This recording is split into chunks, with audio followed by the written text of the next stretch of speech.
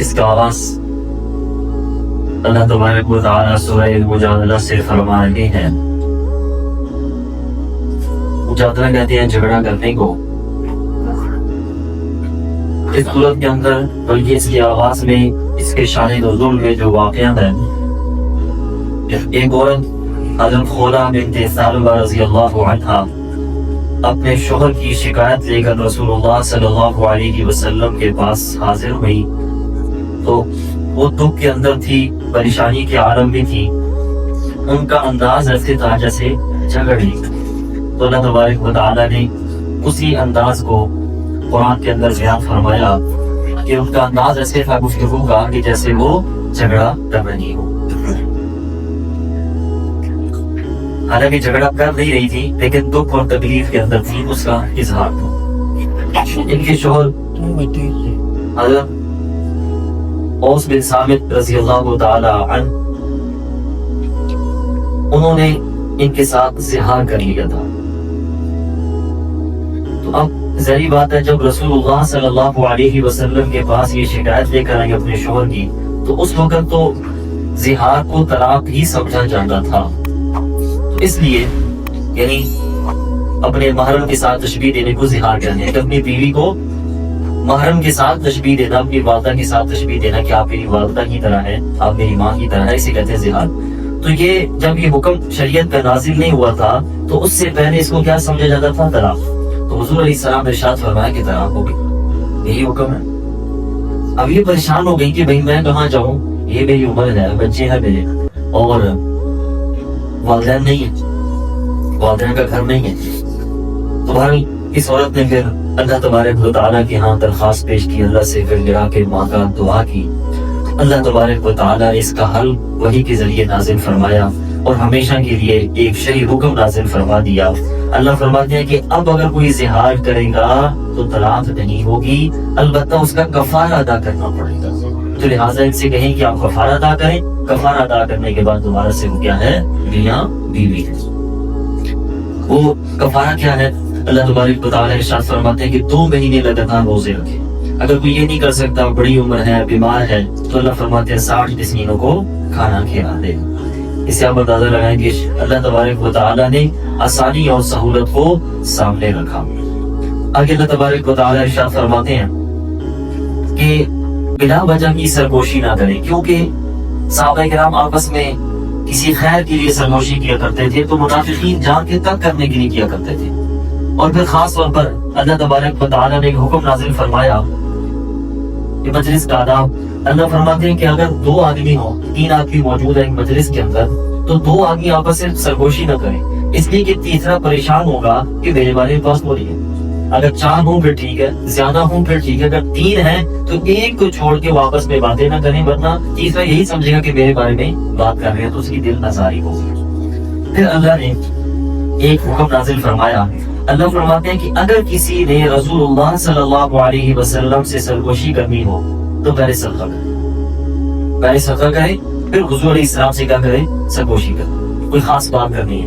ہوتا یہ تھا کہ منافقین جان بوجھ کے حضور علیہ السلام کا وقت ضائع کرنے کے لیے نا سرگوشی کیا کرتے تھے، الگ سے ٹائم لیا کرتے تھے، اور ان کا مقصد صرف اور صرف وقت کا ضیاع ہوا کرتا تھا.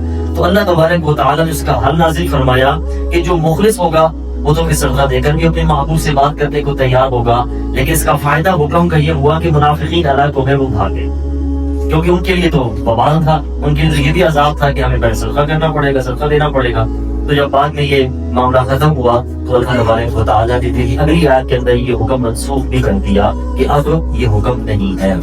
اگر کوئی صحابی رسول اللہ صلی اللہ علیہ وسلم سے سرگوشی کرنا چاہتا ہے، الگ میں سے بات کرنا چاہتا ہے، تو وہ کر سکتا ہے بغیر صدقہ دیے. آگے اللہ تبارک و تعالیٰ ارشاد فرماتے ہیں مجلس کا آداب کسی ہے اذا قیل لکم تفسحوا فی المجالس فافسحوا یفسح اللہ لکم، کہ جب کوئی مجلس میں آئے مہمان، اس کے لیے اگر مجلس میں کشادگی حل طلب ہو تو کشادگی کر لینی چاہیے. وہ یہ تھا، اس آیت کے شان نزول یہ ہے کہ بدری صحابہ کرام آئے، رسول اللہ صلی اللہ علیہ وسلم نے جو صحابہ کرام اصحاب صفہ پہلے موجود تھے ان کو کہا کہ آپ میرے کو جگہ دیں. جب ان کو اٹھایا گیا تو منافقین بھی موجود ہوتے ہیں، انہوں نے کہا جی دیکھو ان کی کیا اوقات ہے، ان کو اٹھا دیا گیا. یہ پہلے سے موجود تھے کہ تو وقت ہی کوئی نہیں ہے. تو اللہ تبارک و تعالیٰ ارشاد فرماتے ہیں کہ حضور علیہ السلام سربراہ ہے مجلس کے، تو اس کے مجلس کی آداب میں ہے کہ اگر مجلس کے جو سربراہ ہے وہ اگر کسی کو سائڈ پہ ہونے کا کہتا ہے یا کسی کو اٹھنے کا کہتا ہے تو اس کو یہ حق حاصل ہے. تو حضور علیہ السلام تو پیغمبر ہیں تو ان کا حق ہے. اور دوسرا یہ مجلس کی آداب میں ہے کہ کوئی اگر آتا ہے تو اس کو جگہ دینا. تو اللہ تبارک و تعالیٰ ارشاد فرماتے ہیں اس میں صحابہ کرام کی کوئی تحقیر بھی نہیں ہے، جن کو حضور علیہ السلام نے کہا بھی ہے اٹھنے کا تو ان کی شان کے خلاف بھی نہیں ہے، اس کے اندر کوئی حقارت نہیں ہے. آگے اللہ تبارک و تعالیٰ ارشاد فرماتے ہیں کہ میں نے اپنے محبوب کو ایسی جماعت عطا کی ہے کہ یہ اس شخص سے پیار کرتے ہیں جس سے اللہ رسول پیار کرتے ہیں، اور جو اللہ رسول کا دشمن ہے یہ اس سے کیا ہے، دشمنی رکھتے ہیں. اب آپ بتا رہے ہیں صحابہ کرام کے اندر یہی تھا کہ وہ ایک دوسرے کے اوپر جان دیتے تھے. ابو طلحہ انصاری رضی اللہ تعالیٰ کہ انصاری صحابہ کرام ان کا کھانا رکھا تو جان بوجھ کر چراغ بجھا دیا کہ وہ پیٹ بھر کے کھانا کھا لیں. اب یہ صحابہ کرام کی شان تھی کہ اپنی فکر نہیں ہے، خود بھوکے ہیں پیاسے ہیں، لیکن باقی صحابہ کرام کی اتنی فکر احساس ہے کہ وہ کھا لے ہم بھوکے رہ جائیں، اور وہ ایسا بھی نہ ہو کہ پیٹ بھر کے ہماری وجہ سے کھا نہ سکے. اس حد تک احساس تھا. یہ اللہ تبارک و تعالیٰ نے صحابہ کرام کی عظمت اور شان کو بیان فرمایا، اور اللہ فرماتے ہیں اولئک حزب اللہ، یہ اللہ کا لشکر ہے، یہ اللہ کا لشکر ہے. اور اللہ فرماتے ہیں جو کافر ہے وہ شیطان کا لشکر ہے. آگے سورہ حشر، اس میں یہود کا ذکر ہے، ان کو مدینہ سے نکالا گیا. اللہ تبارک و تعالیٰ نے اس کا ذکر فرمایا. جس وقت یہ آیات نازل ہوئی اس سے پہلے کسی نے سوچا نہیں تھا کہ یہود مدینہ سے نکلیں گے، اتنے مضبوط تھے وہ. لیکن پھر اللہ نے اسلام کو شان و شوکت عطا فرمائی، اللہ نے غلبہ عطا فرمایا. ایک وقت آیا کہ پھر کو مدینہ سے نکال دیا گیا، حتیٰ کہ خیبر سے بھی کو نکال دیا گیا. آگے اللہ تبارک و تعالیٰ ارشاد فرماتے ہیں کہ اللہ تبارک و تعالیٰ کے اسماء الحسنی ان کے نام کا تذکرہ ہے. یاد رکھیے جو کہتے ہیں اللہ کی 99 نام ہیں، لکھے بھی ہوتے ہیں قرآن کی شروع میں. یاد رکھیے یہ وہ ہیں جو ایک حدیث کے اندر مذکور ہیں. اس کے علاوہ بھی اللہ تبارک و تعالیٰ کے بہت سارے نام، بعض اوقات کہتے ہیں 3000 قریب ہیں، اس سے بھی زیادہ ہے. تو لہٰذا یہ اینڈ نہیں ہے، اللہ تبارک و تعالیٰ کے نام اس سے بھی کیا ہے، زیادہ ہے. آگے سورہ ممتحنہ، اس کے آغاز میں اللہ فرماتے ہیں لا تتخذوا عدوی وعدوکم اولیاء، اے ایمان والو کہ جو میرا دشمن ہے یعنی اللہ کا دشمن ہے، پیغمبر کا دشمن ہے، اس کو اپنا دوست کبھی نہ بنانا، وہاں کا خیر خواہ نہیں ہو سکتا. اس کا مشہور شاعر نزول ہے حاطب بن ابی بلدہ، مسلمان تھے، بدری صحابی تھے. ان کی اہل و عیال مکہ مکرمہ رہے تھے. اب ان کو فکر رہتی تھی، ایک دل میں ٹینشن آ کرتی تھی کہ ان کا کیا بنے گا، کافر کیا کریں گے. تو انہوں نے حضور علیہ السلام کا ایک راز ان کو دینا چاہا کہ اس بہانے چلے میرے بچوں کے ساتھ نرمی کر دیں گے، ان کا خیال کریں گے. کہ یہ اس میں لکھا تھا، خط بھیجا تھا کہ حضور علیہ السلام موقع پر چڑھائی کرنے لگے، یعنی حملہ کرنے لگے. تو اللہ تبارک و تعالیٰ نے پہلے حضور علیہ السلام کو آگاہ کر دیا، اور یہ خبر وہاں پہنچی بھی نہیں، کیونکہ یہ بھی بتا دیا گیا تھا کہ کس کے تھرو یہ خبر جا رہی ہے. تو یہ خط راستے سے ہی واپس منگوا لیا گیا تھا، یہ وہاں پہنچا نہیں تھا. لیکن اللہ تبارک و تعالیٰ ناراض بھی ہوئی، اور حضور علیہ السلام کو بھی تکلیف پہنچی کہ صحابی اور ان سے مسٹیک ہوئی. بہرحال انہوں نے معذرت کی اور غلطی کا اعتراف کیا. اللہ تبارک و تعالیٰ نے ان کی معافی کو قبول بھی فرمایا. ایسا نہیں، اور پھر رسول اللہ صلی اللہ علیہ وسلم نے سینے سے لگایا اور یہ نہیں کہا کہ بالکل ایسا گناہ سرزد ہوا جس سے اسلام کو نقصان پہنچا. البتہ اتنا دکھ کا اظہار کیا کہ جو اللہ کا دشمن ہے، پیغمبر کا دشمن ہے، وہ عام کا بھی دشمن ہے، اس کو اپنا دشمن سمجھی. اور ان کے ذہن میں بھی صرف اتنی بات تھی کہ چلے وہ کچھ نرمی کر لیں گے، بس صرف یہ ذہن میں تھا. اس کے علاوہ اور کوئی ذہن میں بات نہیں تھی. نہ اسلام کو نقصان پہنچانا مقصود تھا، نہ رسول اللہ صلی اللہ علیہ وسلم سے بے وفائی مقصد تھی.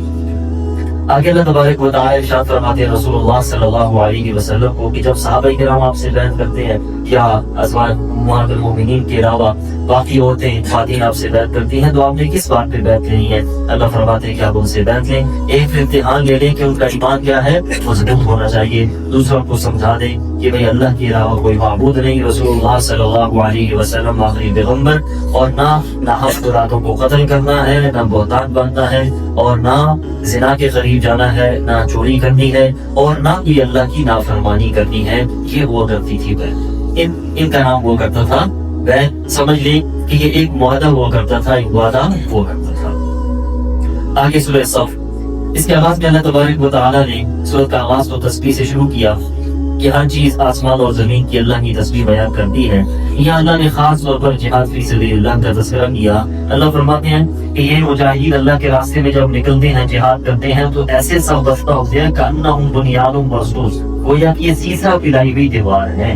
خاص طور پر اس کا اللہ نے یہاں تذکرہ فرمایا۔ اب اللہ تبارک و تعالیٰ نے انجیل کی طرف اشارہ بھی فرمایا کہ انجیل کے اندر عیسیٰ علیہ السلام وہ اور ان کی قوم کو اللہ نے بشارت دی تھی، خوشخبری دی تھی کہ ایک پیغمبر آئیں گے عیسیٰ علیہ السلام کے بعد جن کا نام احمد ہوگا، تو ان پر ایمان لانا کیا ہے؟ ضروری ہے۔ آج اگر عیسائی کہتے ہیں ہم عیسائی ہیں، عیسیٰ علیہ السلام کو ماننے والے ہیں، تو عیسیٰ علیہ السلام نے ان کو حضور علیہ السلام کو بتایا ہوا ہے کہ بھی آخری پیغمبر آئیں گے، کم سے کم اپنے پیغمبر کی تو مان لیں۔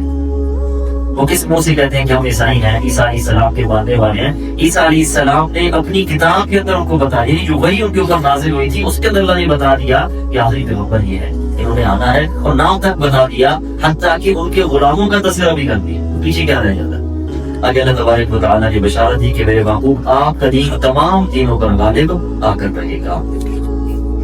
آگے اللہ تبارک و تعالیٰ ارشاد فرماتے ہیں کہ ایمان والو تم عیسائیوں کی طرح نہ ہو جانا، کہ انہوں نے پہلے تو کہا کہ ہم بھی اللہ کے مددگار ہیں، ہم صحیح معنوں میں دین پر عمل کریں گے، عیسیٰ علیہ السلام کی شریعت پر عمل کریں گے، لیکن انہوں نے پھر چھوڑ دیا۔ اے ایمان والو تم ایسا نہ ہونا، مضبوطی کے ساتھ، استقامت کے ساتھ رسول اللہ صلی اللہ علیہ وسلم کے بتائے ہوئے دین پر چلتے رہنا۔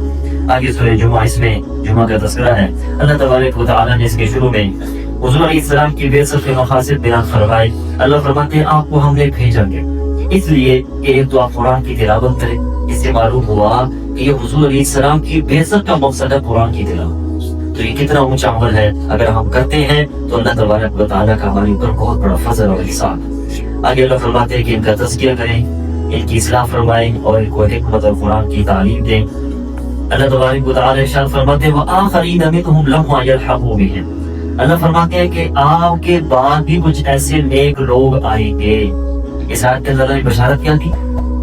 حضور علیہ السلام کا وہ زمانہ نہیں پائیں گے، حضور علیہ السلام کا وہ زمانہ نہیں پائیں گے، لیکن وہ صحیح معنوں میں حضور علیہ السلام کی تعلیمات کا حق ادا کریں۔ یعنی جو حضور علیہ السلام کی بعثت کے 4 مقصد ہے، اس مقصد کو وہ آگے بڑھائیں گے۔ یہ حضور علیہ السلام کا زمانہ نہیں پائیں گے، یہ بہت بڑی بشارت ہے۔ اس سے بڑا کون لوگ ہیں؟ تو احادیث مبارکہ کے اندر بھی جو بشارتیں رسول اللہ صلی اللہ علیہ وسلم نے بتائیں، اس آیت کے اندر بھی جو اللہ نے بتائیں، تو متفقہ طور پر ایک جو شخصیت ان میں آتی ہے رسول اللہ صلی اللہ علیہ وسلم کے بعد جنہوں نے حق ادا کیا دین کی خدمت کا، وہ امام اعظم ابو حنیفہ رحمہ اللہ ہے۔ یہ بشارت ان کی طرف معلوم ہوتی ہے کہ انہوں نے صحیح معنوں میں دین کو آسان کر کے لوگوں تک پہنچایا، اور ان کی گراں قدر خدمات ہیں خصوصاً فقہ کے اندر۔ یاد رکھیے حدیث کا کام آسان ہے، فقہ بہت مشکل ہے، کیونکہ فقہ ہوتی ہے مسائل کو نکالنا، اس پہ بات کرنا بہت مشکل ہے۔ روایت کیسے کرتے ہیں؟ اب ایک ہوتا ہے قرآن کی تلاوت، اب یہ ایک آسان عمل ہے۔ ایک ہوتا ہے قرآن کی تشریح، یہ بہت مشکل ہے۔ اسی طرح ایک ہوتی ہے حدیث کی روایت کرنا، یہ آسان ہے، لیکن احادیث کو اس میں سے مسائل نکالنا، وہ ساری احادیث کو سامنے رکھنا پڑتا ہے، اس کی جزیات کو دیکھنا پڑتا ہے، بہت مشکل کام ہے۔ لیکن اللہ تبارک و تعالیٰ نے اور جتنے حضرات ہیں اس میں کسی کا کوئی اختلاف نہیں، اس میں کسی کا کوئی اختلاف نہیں، کوئی فرقہ اس بات کے اندر نہیں ہے کہ فرقہ کے اندر سب سے جو پہلے نمبر پر ہے صحابہ کرام کے بعد، وہ امام اعظم ابو حنیفہ ہے۔ یہ متفقہ طور پر ہے، کسی بھی اس بات کے اندر کوئی اختلاف نہیں ہے۔ اور اہم بات یہ ہے، یہ وہ شخصیت ہے جنہوں نے صحابہ کا زمانہ بھی پایا ہے، یعنی کہ تابعی ہیں۔ اور رسول علیہ السلام نے ارشاد فرمایا کہ جو تابعی ہے اس پر بھی جہنم کی آگ حرام ہے، یعنی جس نے مجھے دیکھا اس پر بھی جہنم کی آگ حرام، اور جس نے مجھے دیکھا اس کو آگے جس نے دیکھا اس پر بھی جہنم کی آگ حرام، یعنی صحابہ کرام کی جس نے زیارت کی اس پر بھی کیا ہے؟ جہنم کی آگ حرام ہے، ایمان کی حالت میں زیارت کی۔ اس میں اللہ تبارک و تعالیٰ نے جمعہ کا تذکرہ کیا۔ اللہ فرماتے ہیں کہ جب جمعہ کی اذان ہو جائے پھر کام چھوڑیں، پھر کیا ہے؟ جمعہ کی تیاری۔ اس سے مراد پہلی اذان ہے، یاد رکھیے پہلی اذان کے بعد جمعہ کی تیاری ہو سکتی ہے، دنیا کا کوئی اور کام نہیں ہو سکتا۔ غسل ہو سکتا ہے، کپڑے چینج کریں، اسی طرح کوئی غسل کی تیاری میں، جمعہ کی تیاری میں جو معاملات ہیں وہ کر سکتے ہیں۔ اگر کوئی لین دین تجارت کرتا ہے وہ حرام ہوگا اس وقت، کیونکہ اللہ نے حکم دیا قرآن کے اندر کہ سب کو چھوڑ دو جب اذان ہو جائے۔ پھر اللہ نے یہاں صحابہ کرام کو بھی متنبہ کیا، کیونکہ یہ جب آیت نازل ہوئی اس سے پہلے جمعہ کی اذان حضور علیہ السلام جمعہ کی نماز پہلے پڑھایا کرتے تھے، خطبہ بعد میں وہ کرتا تھا۔ پہلے تو حضور علیہ السلام نے جمعہ کی نماز پڑھا دی. اس کے بعد خطبہ ہو رہا تھا تو ٹائم بھی بڑا تھا. خیر مال آیا تو کچھ صحابہ کرام چلے گئے کہ بعد میں رش پڑ جائے گا تو ہم پہلے جا کر ضرورت کا سامان خرید لیں, جمعہ کی نماز تو ہو چکی ہے. تو اللہ تبارک و تعالیٰ نے ارشاد فرمایا کہ نہیں, ہم کو ایسا نہیں کرنا چاہیے. جمعہ کا جو خطبہ ہے وہ بھی اس کا حصہ ہے, لہٰذا آپ کو سننا چاہیے. باقی رزق اللہ نے دینا ہے وہ آپ کو مل کر رہے گا. اس آیت کے بعد پھر رسول اللہ صلی اللہ علیہ وسلم خطبہ جمعہ پہلے ارشاد فرماتے تھے, جمعہ کی نماز بعد میں پڑھاتے تھے. یہی سلسلہ پھر اس کے بعد جاری رہا. آگے سورہ منافقون, اس میں اللہ تبارک و تعالیٰ نے منافقین کا تذکرہ فرمایا. اللہ فرماتے ہیں کہ یہ کہتے ہیں کہ ہم بھی ایمان لائے, ہم گواہی دیتے ہیں کہ آپ اللہ کے پیغمبر. اللہ فرماتے ہیں جھوٹ بولتے ہیں, اس لیے کہ یہ دل میں آپ کا بغض رکھتے ہیں, آپ کی دشمنی رکھتے ہیں, ان کے اندر کوئی ایمان نہیں ہے.